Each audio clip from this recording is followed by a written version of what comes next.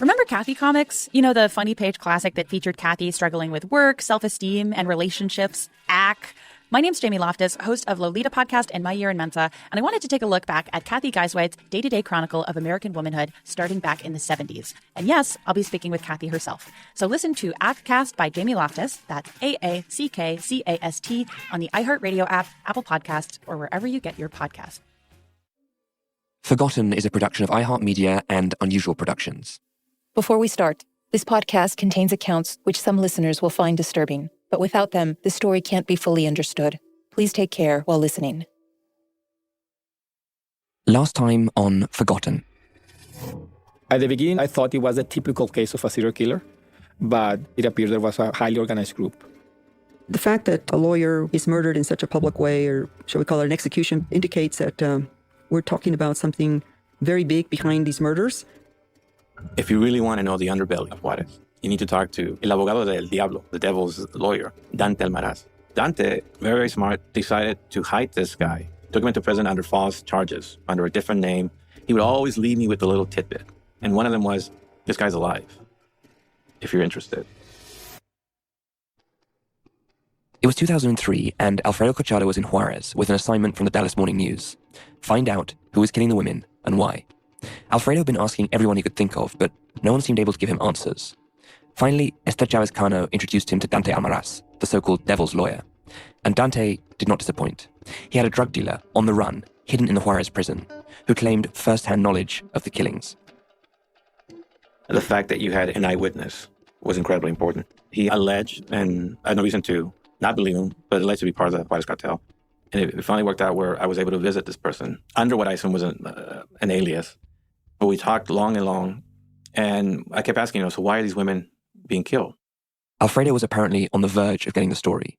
But just like Dante, the source didn't give up all his information at once. And the thing that really kind of caught my eye was that, these are women who are coming from other parts of the country, who if they go missing for a day or two or a week, no one's going to miss them immediately. And so, little things started clicking. So here was Alfredo sitting in a jail cell in Juárez, when, to his surprise, this alleged cartel member started giving him specifics. I had an eyewitness who alleged that he had been at these parties where these women would be brought into. And they would turn into orgies or rapes, and eventually the women would be killed because they knew too much. Alfredo was shocked, all the more so when the witness went on to explain that the women were taken off the streets to celebrate successful drug runs to the US. So this was the first time that I'm talking to someone face to face, and he's giving me an account, an eyewitness account. And we're like, there's no way we can report that unless we really get as much evidence as possible. Alfredo had a shocking but potentially plausible explanation for what was happening to the women in Juárez. But could he trust the information? After all, he'd heard the account from a drug dealer who wanted to save his own skin, who he'd met through an underworld lawyer, himself openly on a quest for revenge. At times you feel like an American journalist, you feel like everybody's sort of playing you, But if it was true, it opened up all kinds of new questions. How could the men act with such brutality and impunity? Who else knew what Alfredo had just been told? And who might be complicit in covering it up? I'm Oz Voloshin. And I'm Mónica Ortiz Uribe. This is Forgotten. The Women of Juárez. Voy a crear un canto para poder existir, para mover la tierra a los hombres y sobrevivir. Yo no nací sin causa, yo no nací sin fe. Mi corazón pega fuerte para gritar a los que no sienten, así perseguir a la felicidad.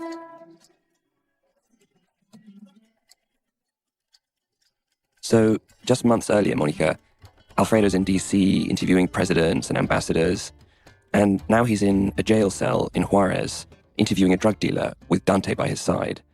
How does he get here?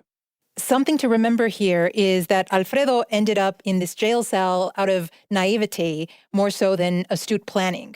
He's convinced that all of Mexico's problems will disappear now that it has free and fair elections. And he's on his way to Mexico City to cover this progress. Juárez was only supposed to be a pit stop. He's now waded into the netherworld, and Dante was his link. And how do you make sense of this netherworld where Dante evidently operates and where he's leading Alfredo? Well, that's a big question. In Mexico, there are these two parallel universes that coexist, the one that's visible on the surface and the one that's not. And it's that invisible universe that operates completely outside the rule of law. It's the one everyone knows exists, but nobody talks about. To talk about it openly is to ask for trouble, because this realm is ruled by organized crime. And this is where Alfredo's witness operates. But Alfredo's mission is to find out who is killing the women of Juárez. And to answer that question, you really have no choice but to tread into the Juárez underworld. As a reporter who's been relentlessly asking, who's doing this? Who's behind the murders? Who's responsible? What do you think Alfredo was thinking when he was hearing this testimony? Well, I'm certain that Alfredo was feeling a mix of giddiness and fear, because you're starting to tread past an invisible line where you go from the traditional, reliable sources into this grayer world. And I mean, as you might imagine, he's blown away by this account. But he knows that as a good journalist, he just can't take this account and put it in the newspaper. Everyone you interview will have an agenda, probably most especially a drug trafficker. So you can't just take a witness account at face value. You have to get confirmation from multiple sources. Alfredo had a potentially huge break about the connection between the women's murders and organized crime in Juárez. But he couldn't go to print without verifying the information was true, and in that sense, Alfredo's journey was just beginning. And meanwhile, he wasn't the only person who was still asking questions about who was responsible for the murders of women in Juárez. By this point, Paula Flores had been trying to establish who was responsible for her daughter's murder for 5 years. And they'd been long years. Paula was prepared to tell Sagrario's story again and again to keep her memory alive, and in the hope it might bring her closer to the answers she craved. She got increasingly involved in activism with the mothers of other victims. But back when Sagrario first went missing, Paula told us her son Chuy took it very hard. Right before she disappeared, she had bought a cassette of Los Temerarios, and we had a van, an Aerostar that they bought between themselves. In those days, she would insist that Chuy play the cassette in the van because she didn't know how to work it. And she would tell Chuy, play the cassette, play the Temerarios cassette. And Chuy would say, quit being a pest, I'll put it on in a second. And he would stall and not do it. After she disappeared, my son would lock himself in that van with the cassette, and he would play that music and just cry because it reminded him of her. Before moving to Juárez, Paula had sent letters to her husband Jesus, asking if the city was safe for their 6 daughters. She'd heard about the murders there and was concerned about cholos, or gang members in the neighborhood. Jesus replied that there weren't any, just a boy who hung around with his sister. And after the family moved to Juárez, they got to know this boy. He was called Manuelillo. He was a boy about 16 years old. I actually felt sorry for him because he had no family. He had nothing here. He was abandoned by his mother when he was very young. Manuelillo became friends with Paula's son Chuy and started to spend time with the family, even sharing meals with them. He knew my son, and he'd known us since we moved here. We always noticed that he liked Sagrario. But Manuelillo was far from being a desirable suitor. He was what's known as a coyote. When we arrived here in '95, he was working smuggling people into the United States. Not only did he cross people, but he also crossed drugs and all. Paula and her family lived in Lomas de Poleo, which at the time was only separated from the US by a barbed wire fence. So smuggling was an appealing line of business in the area. For a teenager like Manuelillo, it seemed to offer better prospects than working in a factory for less than $7 a day. He often came to my house asking for water because he was crossing the US border. I never refused to give him water. While Paula was concerned about Manuelillo's connections to the Juárez underworld, she also understood his circumstances. He was as poor as the Flores family, and even more vulnerable because he didn't have any family of his own. So Paula helped him out where she could. A few weeks after Sagrario's body was discovered, Manuelillo paid her a visit. Paula was at home, grieving, tending to an altar commemorating her daughter. Flowers, letters, a Winnie the Pooh stuffed toy from the maquila. And something about this visit seemed off. He asked me for water. I told him, go ahead, fill the gallon.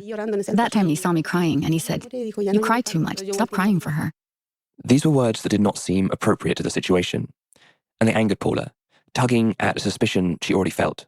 I turned around and said, you know what? I'll always curse my daughter's killers because she didn't deserve to die that way. And he told me nervously, don't say that. And I said, yes, that's what I ask all the time. I curse them.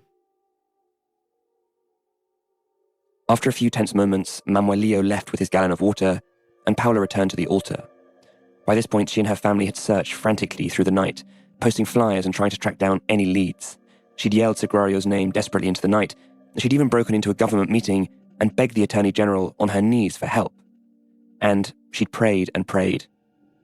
I would ask God to let my daughter come to me and tell me who had harmed her, who had taken her. At night in bed, I would turn my back to my husband and face the corner, looking for my daughter. Speaking to God, I told him, I'm not good enough to see my daughter, but allow her to come to me, even if it's in my dreams. Let her tell me in my dreams. I don't know if I was asleep or awake, but I heard a voice. Her voice talking to me softly, like, she called me Paula. She said, Paula. When she spoke, without moving, not knowing if I was asleep, I asked her, is that you, Sagrario? In a very clear voice, she told me, yes.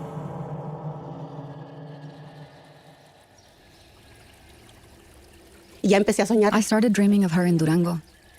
There was a place where water trickles out of stones, and we collected water to drink from there. And I saw her kneeling down, washing some clothes there. I went down to her, and the first thing I did was caress her hair and move it off her face. Her hair was long, black, and wavy. The first thing I told her was, who took you, my daughter? Who hurt you? Who took you? Tell me who took you. She told me, Mama, it was Manuelillo.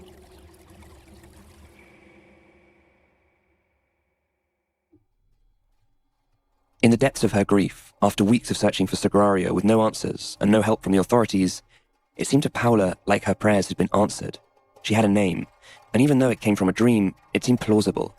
Manuelillo's life as a coyote brought him into contact with dangerous criminals. But he was someone who Paula knew, who Sagrario had known. They'd invited him into their home and thought of him as a friend. So the next time he showed up in search of water, Paula challenged him. At first, Manuelillo denied all knowledge. But Paula had a relentless conviction in her dream, and ultimately, Manuelillo confessed that he did know something about her daughter's fate. He told me, you know what? The narcos from El Valle did it. I asked him, what could the narcos from El Valle have to do with my daughter? And he told me, when they like a girl, they find her, no matter the cost. Paula's dreams seemed to have revealed something to her that she already felt. Manuelillo knew something about Sagrario's murder. But who were these other narcos, drug traffickers from El Valle? How were they involved? When we come back, Manuelillo appears poised to answer those questions. Didn't catch the latest Roland Martin Unfiltered podcast? Here's what you missed. We're not saying that the body cams are the panacea, the be-all to end-all, but my God. It's real, it's raw. Roland Martin Unfiltered. Serena Williams, when she had her baby, she would tell doctors, hey, something is wrong. The doctors weren't knowing her. Download the Roland Martin Unfiltered podcast on the iHeartRadio app and catch Roland Martin's daily commentary on the Black Information Network.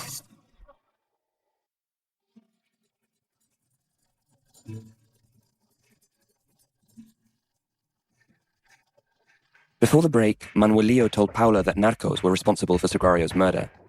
Paula now felt she had something to go on. The authorities had been unhelpful, even after her protest before the Attorney General, but now she had new information to share with them, and so she went to the Special Prosecutor's office in Juárez to ask them for help. At first, Paula was treated with the usual dismissive attitude, especially when she told them that the lead began with a dream. But Paula persisted, and ultimately Manuelillo was arrested, and he gave the authorities some more details about his part in Sagrario's fate. In the statement, he names two other people. He states that he was paid $500 for taking them to my daughter's workplace. They were two coyotes. They brought him people to cross illegally, but he also crossed drugs for them. This all seemed to be taking Paula closer and closer to the answer she craved. But then Manuelillo retracted his statement. And in fact, he entered new testimony before he was sentenced, saying that he had acted completely alone. Paula, Jesus, and two of their children went to the sentencing hearing to challenge him. I faced him. I told him, tell the truth once and for all. You didn't act alone. Dewey approached him and said, how many times did you stab her? And then he got scared and he said, no. Then he went quiet and said, like 3. No, I believe my daughter had 6. Manuelillo didn't even know how many times Sagrario had been stabbed. And Paula didn't believe a word he was saying. In front of everyone, she pressed him. I told him, I used to feed you along with my daughters. You'd eat with my children, I said. Why don't you tell us the truth at once? Who are you covering up for? He said that the mulones did it. That's how he called the state police. He said, it's just that they told me that I should just accuse myself for all of this to be over. Why would Manuelillo paint himself as a murderer when in fact he was likely a scout? Why would he be prepared to take the fall for these other smugglers? And why would the authorities pressure him to do so? The process of scapegoating was familiar. Sharif, the so-called Rebeldes gang, the bus drivers, Manuelillo. Except Manuelillo likely wasn't innocent in Sagrario's disappearance. He had initially confessed that he was an accessory to a larger crime. Since 2005, he has served a 29-year sentence. I've always told the authorities if he's getting other people involved, he didn't just make them up. They said that the emblematic case of Sagrario has been solved, that the murderer was in jail already and all. I've always said the opposite, that he's not the only one, and that the authors of the crime are still free. Who are the authors of the crime, and how do they remain free? These are questions Paula is asking 20 years after her daughter's murder. But the suspicions and hints we'd heard that there was a network of scouts in Juárez, identifying women to be murdered by other men, were starting to seem more and more plausible. To me, hearing about Paula's dream, where she sees Sagrario again in their hometown in Durango, is one of the moments in our reporting that sticks with me the most. But Monica, you told me that hearing these kinds of dreams from family members is something you've experienced before. Yes, so it was the aunt of a young woman who went missing in 2010, and she also describes a dream very similar to Paula's dream, in which she's invoking her missing niece and imploring her to please tell her, where are you? Who did this to you? Help me solve this crime. And I think those dreams are born out of desperation, just the sheer desperation and impotence that these families feel, not being able to rely on the authorities whose job it is to find those responsible. And yet, even if the authorities don't want to acknowledge it, once you hear this story about Manuelillo alongside Alfredo's story, the connections seem hard to dispute. I mean, there's these chilling parallels between what Manuelillo tells Paula and what this drug dealer witness tells Alfredo. Manuelillo was just an adolescent, a young man. And really, I mean, the way these drug traffickers recruit young men like him is they say, hey, look, this is all you have to do. They make it seem very simple. Here's what you have to do, and here's what we're going to pay you. And for a lot of these immigrants in Juárez who don't necessarily have the family ties that they used to back in their hometowns in the interior of Mexico, joining a gang or the drug cartel offers that connection of family that they may have lost. But the trade-off is he has to then answer to the underworld. There's no justice system in drug trafficking. If you run afoul of the cartel, that's typically a death sentence. Manuelillo most certainly knew this. So when he got orders, he knew that his choice was either to follow those orders or kiss his life goodbye. And of all people, it feels like Paula Flores understood this. That was something very remarkable to me, is that there's a part of her that pities him, that feels sympathy for him being in this impossible situation. As of today, Manuelillo is in jail, and his official confession states that he acted alone. That, as a 16-year-old, he abducted and killed Sagrario, the daughter of the family who gave him water as he smuggled people through the desert.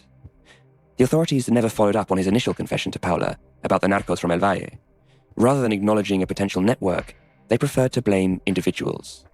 And despite mounting evidence pointing to organization behind the murders, there was enduring suspicion on both sides of the border that a serial killer was at work in Juárez.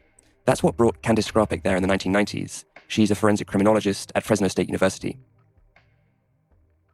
I was trained by FBI profilers in Quantico, Virginia. As a psychologist, my background is consistent with the kinds of things that the agents are learning about mental disorders, various forms of psychopathology, and how they may leave clues at crime scenes.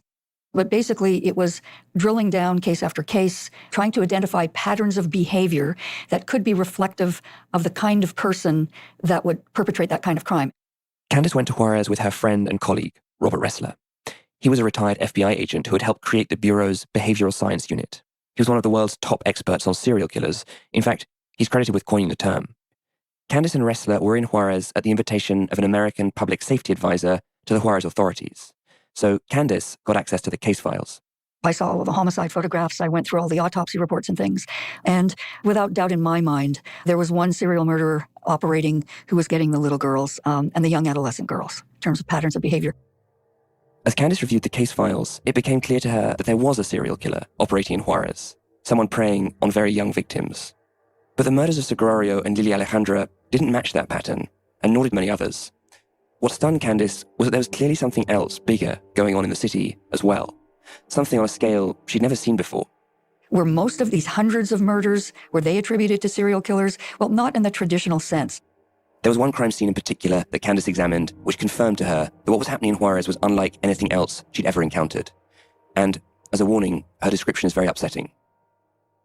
Well, one of the bodies was left on the outskirts of Juárez, and they had clearly driven her, because of the numbers of footprints, They had abducted her, driven her, got out of the truck, and made her walk without her shoes into the semi-desert area where presumably they raped her repeatedly and strangled her, and just left her exposed, nude, legs spread open, just showing their disgust of her. So the first person that would walk upon the crime scene, as it were, would be met with her legs open.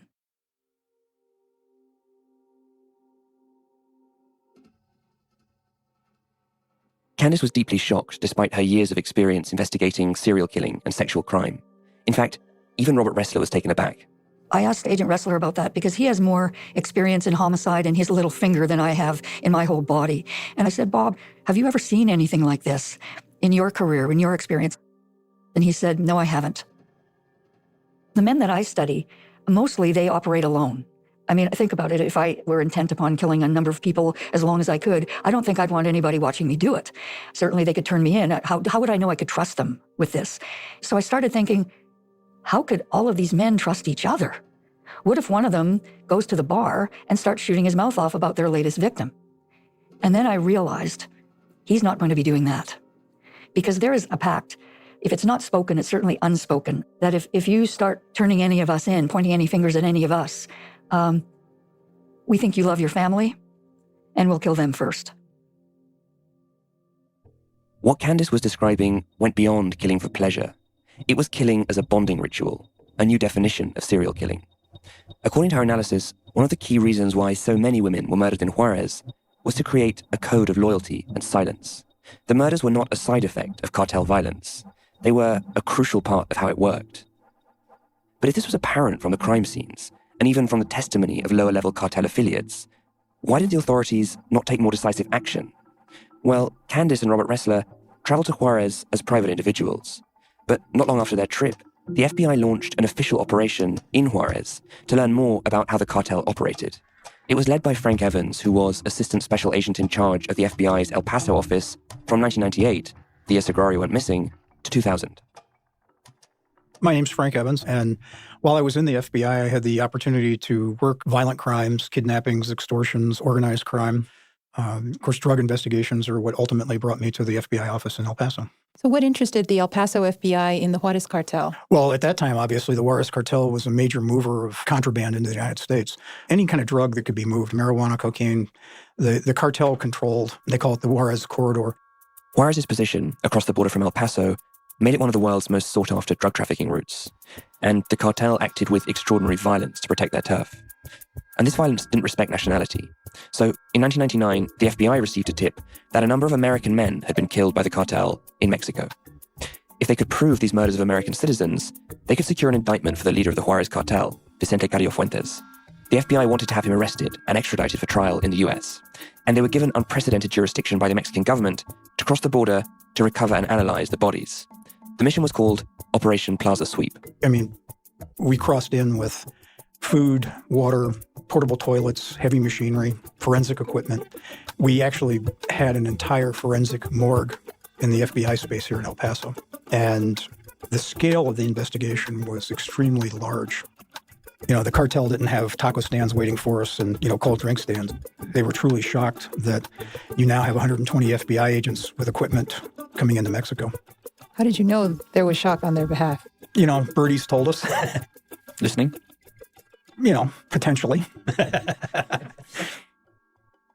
One of Frank's goals when he arrived in Juárez was to evaluate how evidence was collected and stored, and he discovered some fundamental problems. Many of the crime scenes were contaminated.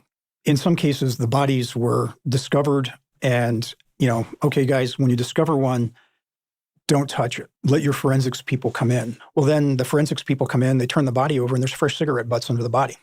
Well, when you check into it and you find out the cigarette butts belong to the detective that was there first. Well, wait a minute, you didn't touch the body. No, I didn't touch the body. Well, how did your cigarette butts get under the body?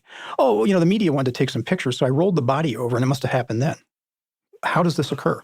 Well, it doesn't occur by accident. It occurs by design. If you have a contaminated crime scene, you can't tie it successfully to a subject or subjects.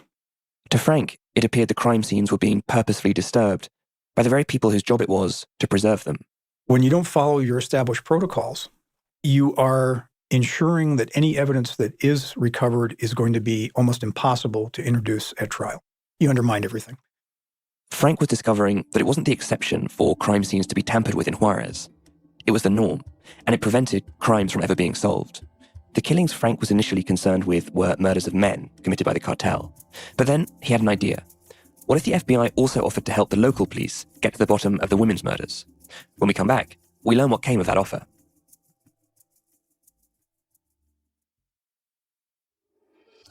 From the Dan Patrick Podcast Network, iHeartRadio, Joy Road Entertainment, Workhouse Media, and Sugar 23 comes a new podcast, Westward. Hi, I'm Jerry West, longtime basketball player, longtime executive. Very proud of my association with the Los Angeles Lakers for numerous years. And now I'm with the Los Angeles Clippers working for Steve Ballmer, who hopes to change the landscape of basketball in Los Angeles. This is the story of basketball in LA and a rivalry 35 years in the making. This is not about the Clippers unrooting the Lakers from their pedestal. That will never happen. But for 7 straight years, the Clippers had the best team in Los Angeles. Listen to Westward on the iHeartRadio app, on Apple Podcasts, or wherever you get your podcasts.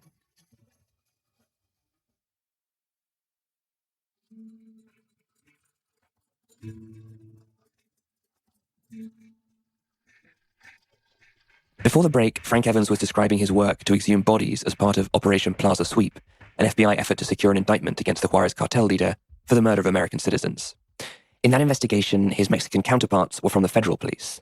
But while in Juárez, Frank saw an opportunity to offer the FBI's resources to the local and state police to help solve the murders of women.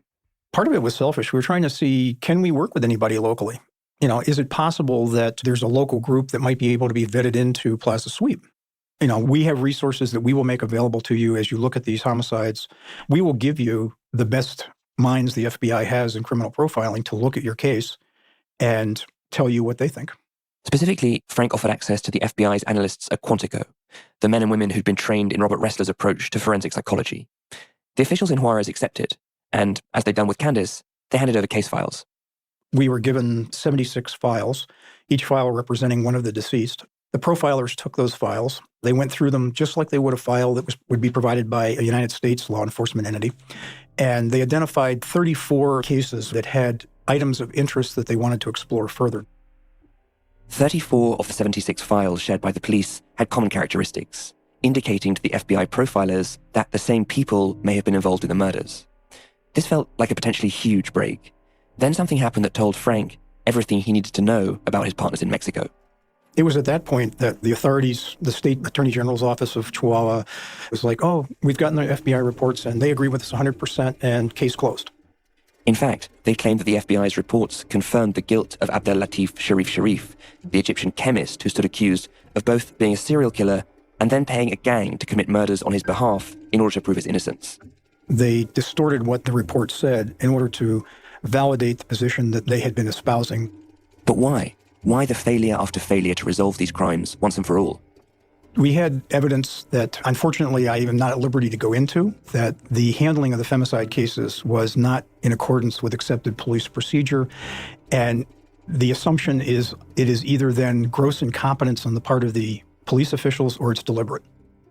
You can only be incompetent so many times. You can't be incompetent 300 plus times. From our perspective, it showed that there wasn't a real commitment to resolve the femicides.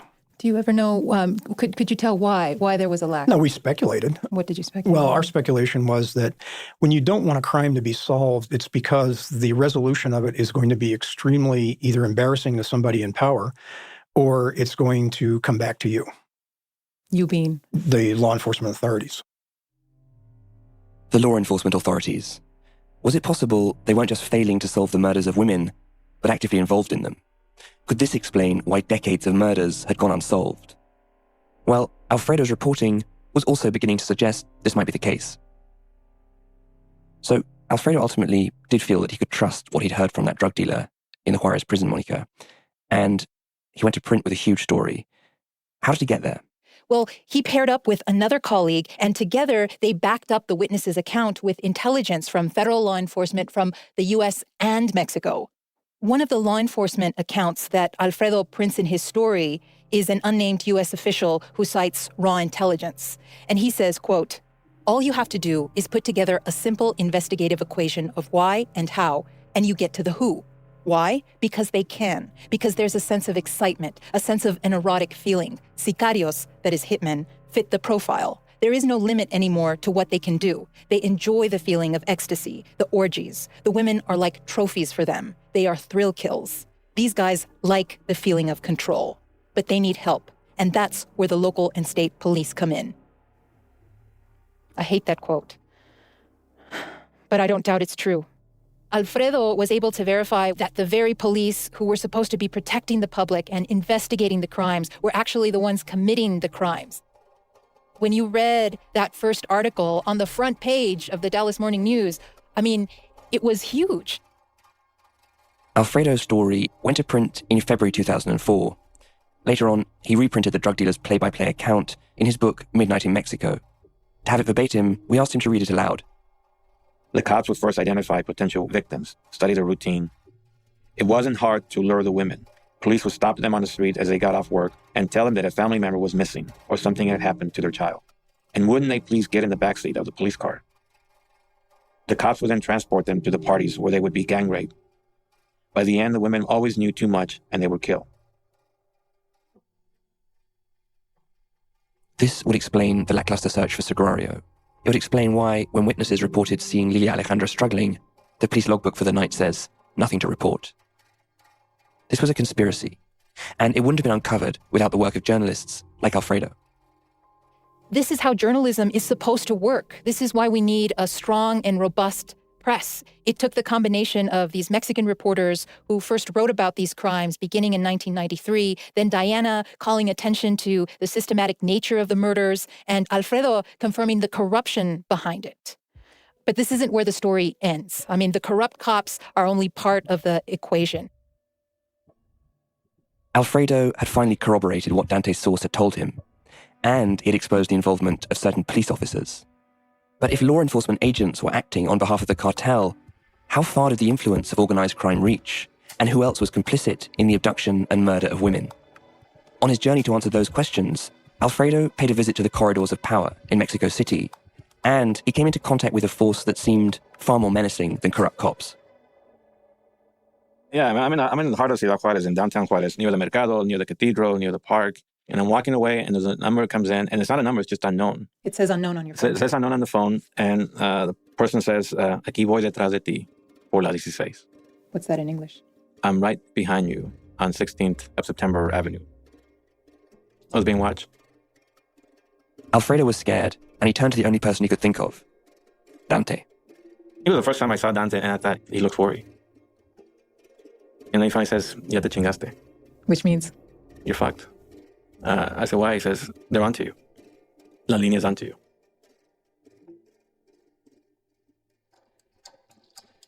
In the next episode, Alfredo makes a break for safety, and he tries to understand what La Linea is and what their role might be in the murders.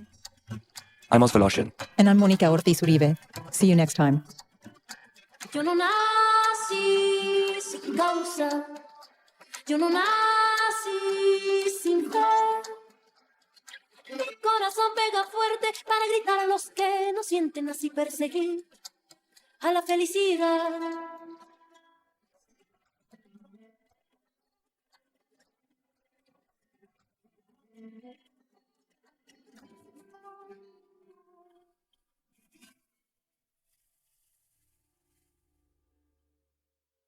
Forgotten, The Women of Juárez is co-hosted by me, Mónica Ortiz Uribe. And me, Oz Voloshin. Forgotten is executive produced by me and Mangesh Hatigara. Our producers are Julian Weller and Katrina Norvell. Sound editing by Julian Weller, Jacopo Penzo, and Aaron Kaufman. Lucas Riley is our story editor. Caitlin Thompson is our consulting producer. Recording assistance this episode from Alice Daniel and Miguel Perez. Production support from Emily Marinoff and Aaron Kaufman. Our theme tune is Derecho de Nacimiento, as performed by Natalia Laforcade. Music by Leonardo Heiblum and Jacobo Lieberman. Additional music by Aaron Kaufman. Carla Tassara is the voice actor for Paula Flores.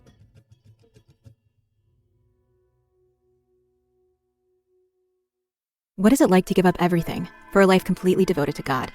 I'm Erica Lance, and I'm a journalist and the host of the new podcast, The Turning, The Sisters Who Left. I've spent over a year researching Mother Teresa's Catholic order, the Missionaries of Charity. I've spoken with former sisters who worked closely with Mother Teresa. They talk about her bold vision and devotion to charity and prayer. But some of them found that life inside this fiercely private religious order was not what they'd imagined. The order was wired that you had very little time to think. You're only getting input from one source. You're isolated from everyone else. That's what I mean by brainwashing. You could not have a friend. This was specifically prohibited. If you got too close to somebody, it was really, you were playing with fire. If you make a lifelong vow, what does it mean to break it? Listen to The Turning, The Sisters Who Left on the iHeartRadio app, Apple Podcasts, or wherever you get your podcasts.